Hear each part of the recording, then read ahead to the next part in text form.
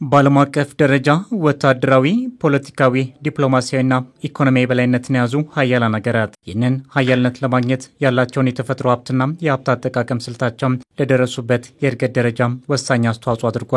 በተለይም የተፈጥሮ ሀብቶቻቸውን ዓለም አቀፍ የገበያ ተደራሽነት እንዲኖራቸው በማድረግ ረገድ ትልቅ ሚና ይጫወታሉ።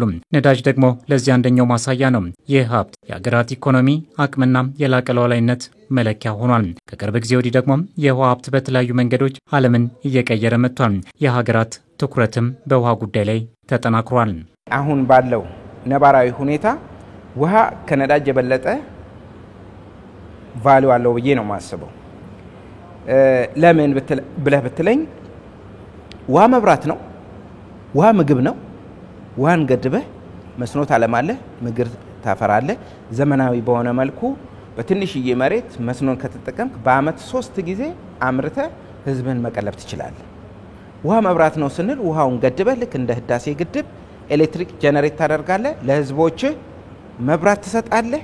በዚህ የታደለችው ሀገራችን ኢትዮጵያም 40 ቢሊዮን ሜትሪክ ኪዩቢክ የከርሰ ምድር ውሃ ሲገኝ በገጸ ምድር 122 ቢሊዮን ሜትሪክ ኪዩብ የሚጠጋ ውሃ አላት። ነዳጅም አረቦች ሸጠው ነው አይደለ ዶላር የሚያገኙት። እኛም ውሃን ገድበን ኤሌክትሪክ ጀነሬት አድርገን በጣም ብዙ የአካባቢው ሀገሮች መብራት ይፈልጋሉ።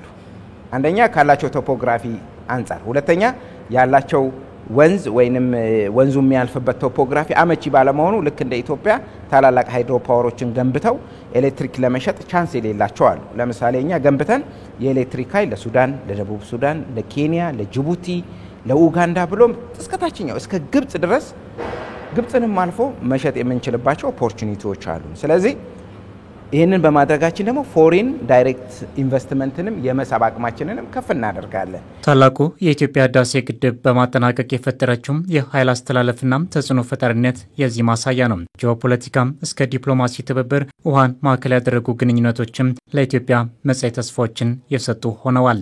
የኢትዮጵያን የመደራደር አቅም ከፍ ያደረገ ኢትዮጵያ ለወደፊቱ የቀጠናው የኢኮኖሚ ማዕከል እንደምትሆን ያመላከተ ከዚህም አልፎ ተርፎ በፖለቲካም በኢኮኖሚም በዲፕሎማሲ የኢትዮጵያን ፓወር ሺፍት ማድረጉን የሚያሳይ ኢትዮጵያ ቀጣይ የሪጅኑ ጠንካራ ሀገር እንደምትሆን ያሳየ ዲፕሎማሲ ነው። እስከ 45000 ሜጋዋት የሚሆን ውሃን ለኃይል ማመንጫነት መዋል የምትችለው ኢትዮጵያ ተጽዕኖ ፈጣሪነቷን ያሳድግላታል። ነጩ ነዳጅ ዛሬም ለኢትዮጵያ የከፍታም ጉዞም ከፍ ያለ ሚና አለው። ምንድነው የሚሉት? ውሃ ዘ ዋይት ኦይል ነው የሚሉት። ስለዚህ ውሃ ትልቅ ነው፣ ትልቅ ፓወር ነው። በተለይ ምስራቅ አፍሪካ ላይ ውሃ ለመጠጥ፣ ለፉድ፣ ለኢነርጂ ያገለግላል። በእነዚህ ሶስቱ ሴክተሮች ኢንቨስት አድርገን ዲቨሎፕ ካረግ ከራሳችን አልፈን ለጎረቤታችን የምንተርፍነን።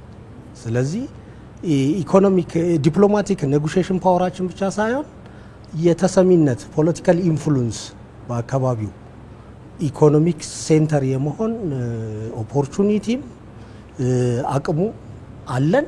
ውሃ ደግሞ እዚህ ውስጥ ሴንትራል ሮሉን ዋና ሮሉን የሚጫወት ነው ብዬ ነው ማስበው። የውሃ ሀብቶችን የማልማትና የመጠቀም ተግባር ወደፊት መቀጠል የሚገባው ሲሆን በውሃ ሀብት የሚገኙ እድገቶችን ማፋጠን ተገቢም እንደሆነ ተነስቷል። ወደ ጥቅም በማዋላችን 1 ሊትር ነዳጅና ውሃን 1 ሊትር በቅርቡ ዋጋቸው እንደሚበላለጥ ምንም ጥርጥር የለኝምና ውሃ ለሰው ልጆች ከሚሰጠው ጥቅም አንፃር ከነዳጅ ጋር ሁላ ልናወዳድረው አንችልም። እውነቱን ለመናገር በአግባቡ ግን መጠቀም ብቻ ነው።